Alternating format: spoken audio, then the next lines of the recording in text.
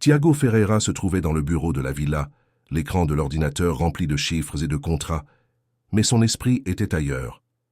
Le silence de la maison semblait plus grand qu'il ne l'aurait dû, comme si même les murs attendaient qu'un malheur arrive.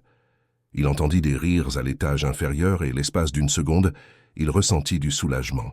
Davy et Bernardo jouèrent dans le salon, et la voix de Camila se mêlait à leurs éclats, chantonnant doucement tout en rangeant le désordre que les deux laissaient sur leur passage. Cette scène était habituelle, mais elle apportait toujours une sorte de paix que Tiago ne savait même pas expliquer. Camila travaillait dans cette maison depuis 3 ans.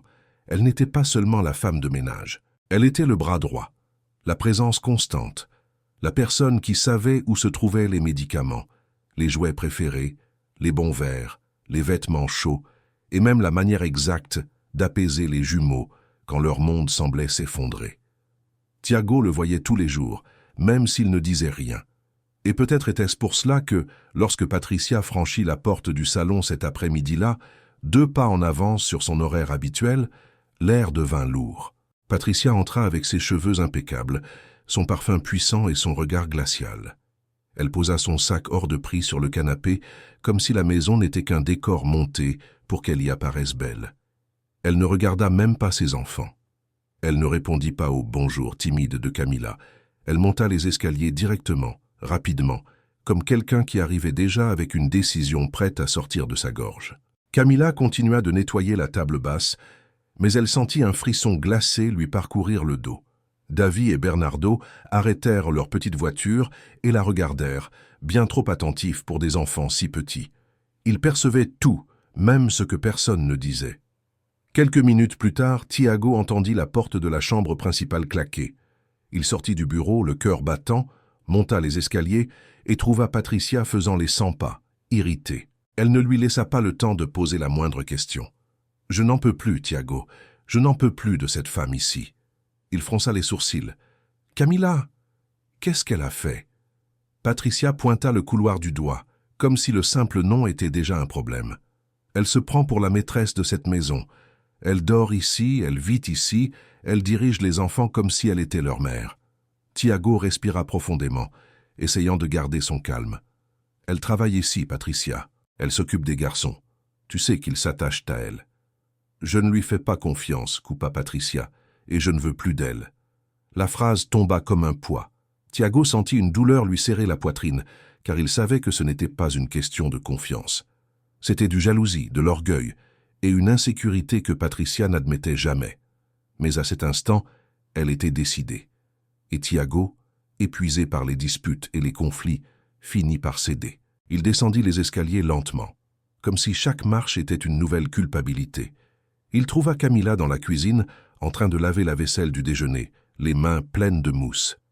Elle leva le visage et comprit immédiatement que quelque chose avait changé. « Monsieur Tiago, il s'est passé quelque chose ?» Il resta immobile dans l'embrasure de la porte, ne sachant par où commencer.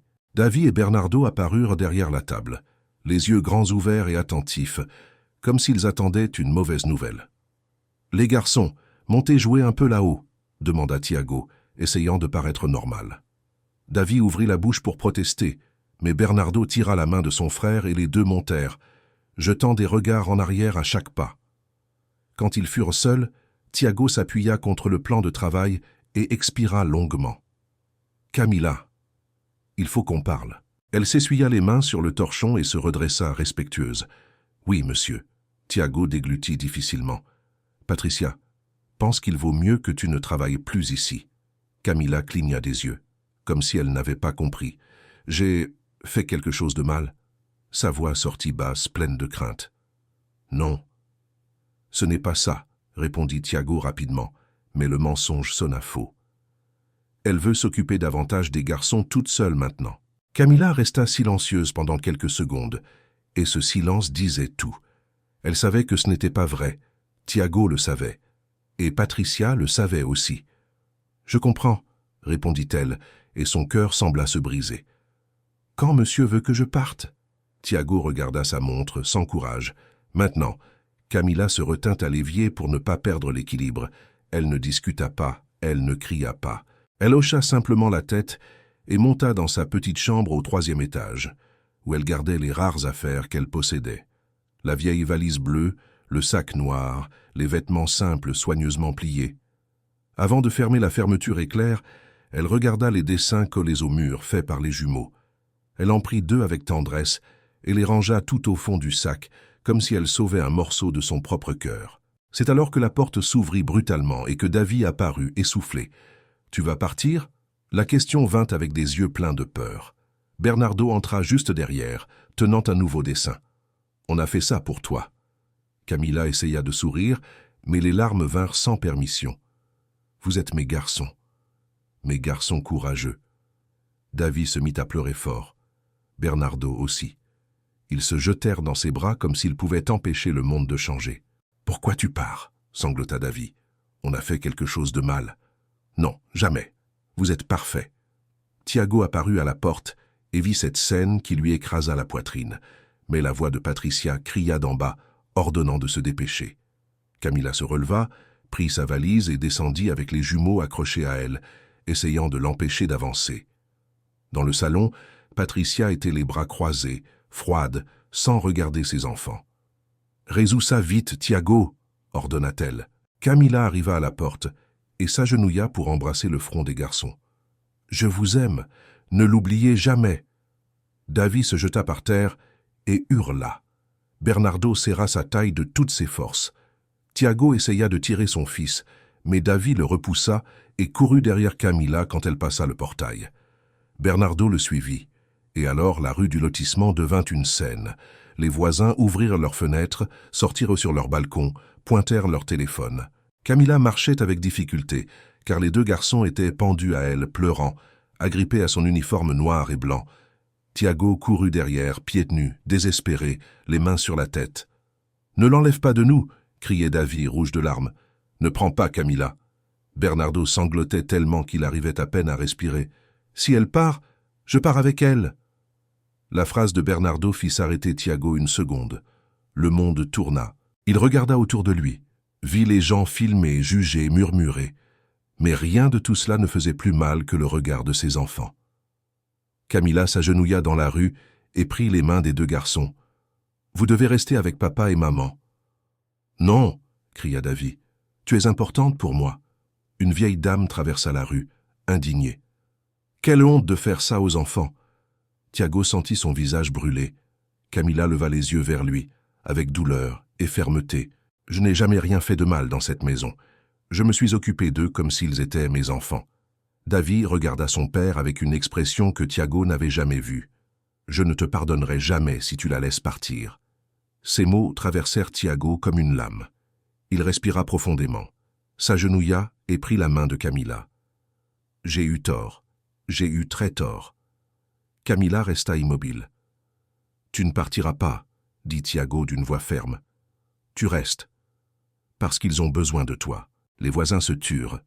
Davy leva le visage, incrédule. « C'est vrai ?»« Oui, » confirma Tiago. « Je vais arranger ça. » Camilla pleura en silence. Bernardo la serra fort, comme si le monde était redevenu à sa place. Tiago ramassa son sac par terre.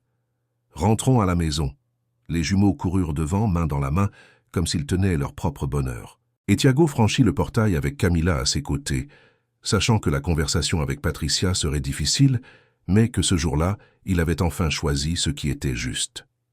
Tiago ouvrit la porte de la villa, la main tremblante, mais il ne montra aucune faiblesse. Davy et Bernardo entrèrent les premiers, le visage encore humide de larmes, mais avec maintenant de l'espoir dans les yeux. Camilla suivit juste derrière, serrant son sac contre sa poitrine, comme si elle craignait encore qu'on le lui arrache à nouveau. L'air du salon semblait plus froid qu'avant, et Patricia était assise sur le canapé, occupée sur son téléphone, comme si rien ne s'était passé. Quand elle leva les yeux et vit Camilla là, son expression changea immédiatement. C'était comme si la présence de la femme de ménage était une insulte. « Qu'est-ce que ça veut dire, Tiago ?» demanda Patricia d'une voix contrôlée mais chargée de colère. « J'ai viré cette femme ?» Tiago respira profondément et fit un pas en avant, se plaçant instinctivement entre elle et les enfants. « Camilla reste, » répondit-il fermement. « Elle continue de travailler ici. » Patricia se leva si vite qu'elle faillit renverser un coussin par terre. « Tu es devenu fou ?» Tu vas me désavouer devant les voisins, devant les enfants? Tiago sentit encore la honte de la rue le brûler, mais maintenant c'était différent. Il n'avait plus peur de Patricia. Le désespoir de ses enfants lui avait arraché un courage qu'il ne savait même pas encore posséder. « J'ai vu nos enfants pleurer au milieu de la rue, » dit Tiago, la voix plus forte qu'il ne l'aurait voulu. « Je les ai vus supplier. J'ai entendu Bernardo dire qu'il partirait avec elle. Tu te rends compte de ce que ça signifie ?» Patricia serra les lèvres, essayant de garder le contrôle. « Ce sont des enfants, Tiago. Les enfants font du drame. » Davy, encore rouge, fit un pas en avant et tira la main de son père. « Ce n'est pas du drame, maman, » dit-il avec courage. « Camilla s'occupe de nous. » Bernardo s'approcha aussi, serrant fort la main de Camilla. « Toi, tu ne joues pas avec nous, » dit-il avec une sincérité qui trancha l'air. « Tu ne fais pas à manger. Tu ne lis pas d'histoire. » C'est Camilla qui le fait. Patricia resta immobile une seconde, comme si elle avait reçu un choc. Ses yeux passèrent sur ses enfants, puis sur Camilla, et enfin s'arrêtèrent sur Tiago. « Alors c'est ça ?» demanda-t-elle avec un rire amer. « Tu choisis la bonne plutôt que moi. » Tiago secoua la tête, fatigué de ce jeu. « Je choisis le bien-être de nos enfants, » répondit-il. « Je choisis ce qui est juste. » Camilla resta silencieuse, mais son cœur battait fort. Elle ne voulait pas provoquer une guerre dans cette maison, mais elle ne pouvait pas non plus nier ce que ressentaient les garçons. Ils étaient accrochés à elle comme si elle était leur sécurité. Patricia passa la main dans ses cheveux, respirant vite. « Tu m'humilies, Tiago. J'essaie de sauver notre famille, » répondit-il sans détourner le regard. Le silence qui suivit fut lourd. Davy et Bernardo regardèrent leur mère, comme s'ils attendaient qu'elle voie enfin quelque chose qu'elle avait toujours ignoré. Patricia déglutit, et son expression commença à changer. Ce n'était plus seulement de la colère, c'était de la douleur, c'était de la peur. « Tu crois que je ne vois pas ?» dit-elle, la voix tremblante. « Tu crois que je ne remarque pas comment il la regarde ?» Camilla fit un tout petit pas en arrière, mal à l'aise, mais Patricia n'accusait pas à ce moment-là. Elle confessait. « Je le vois, oui, » continua Patricia, et ses yeux devinrent humides. « Je le vois et je me sens petite. » Tiago fronça les sourcils, surpris. Il était rare que Patricia montre de la vulnérabilité. « Patricia » tenta-t-il, mais elle leva la main. « Je sais que je suis absente, » admit-elle. « Je sais que je ne fais même pas la moitié de ce qu'elle fait. Je ne sais pas cuisiner, je ne sais pas jouer, je ne sais pas les calmer quand ils pleurent, je ne sais même pas par où commencer. » Sa voix se brisa et les larmes coulèrent, faisant couler son maquillage impeccable. Davy et Bernardo se regardèrent, ne sachant que faire. Ils n'avaient jamais vu leur mère pleurer ainsi. Camilla respira profondément, sentant une boule dans sa gorge. Même après tout cela, elle voyait quelque chose là, une femme qui n'était pas mauvaise par nature, mais perdue dans son propre orgueil. « Madame Patricia, » dit Camilla doucement, avec respect, « je n'ai jamais voulu prendre votre place. » Patricia essuya ses larmes rapidement, comme si elle avait honte de ressentir. « Mais tu l'as prise, » murmura-t-elle presque sans voix. Davy s'approcha lentement et toucha le bras de sa mère. « On voulait juste que tu sois avec nous, » dit-il. « On voulait que tu restes. » Bernardo hocha la tête, les yeux brillants. « Je veux que tu joues avec nous, maman. » Patricia regarda ses deux enfants et son visage s'effondra complètement. Elle ouvrit les bras et les deux coururent l'enlacer, fort comme s'ils tenaient une nouvelle chance. Tiago observa cette scène, la poitrine serrée. Il savait que c'était un moment rare, un moment qui pouvait tout changer. Camilla resta immobile, ne sachant si elle devait s'éloigner ou rester. Patricia leva le visage et la regarda, avec un mélange de honte et de sincérité. « J'ai failli tout détruire aujourd'hui, » dit Patricia. « J'ai fait ça par jalousie, par peur. » Camilla déglutit. « Peur de quoi ?» demanda-t-elle prudemment.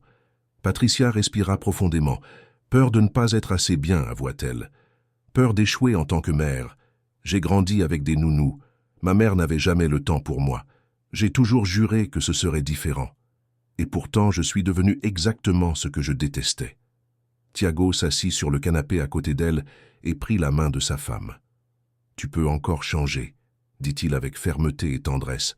« Mais il faut que tu le veuilles. » Patricia regarda à nouveau Camilla, comme si elle demandait quelque chose qu'elle ne savait pas demander.